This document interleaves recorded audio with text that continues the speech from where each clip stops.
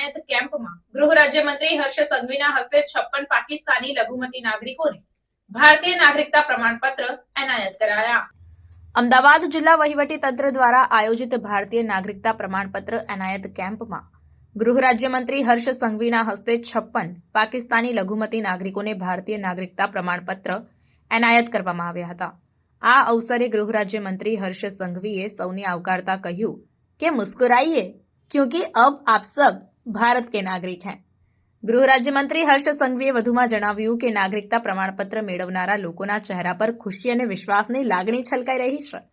પાકિસ્તાન, અફઘાનિસ્તાન, બાંગ્લાદેશ જેવા દેશોમાં કેટલાક ધર્મ અને જ્ઞાતિઓના લોકો લઘુમતીઓમાં આવે છે। આ દેશોમાં વર્ષોથી લઘુમતી નાગરિકોની પરિસ્થિતિ કપરી છે તેમજ તેમની સુરક્ષા ખતરામાં છે। દેશનું દાયિત્વ સંભાળ્યા બાદ વડાપ્રધાન નરેન્દ્રભાઈ મોદીના નેતૃત્વમાં નાગરિકતા નિયમોમાં બદલાવ લાવીને અન્ય દેશોમાંથી ભારત આવીને વસેલા નાગરિકોને તેમની ઓળખ સમાન નાગરિકતા પ્રમાણપત્ર મળે તે માટે દિશાસૂચક કામગીરી કરવામાં આવી છે।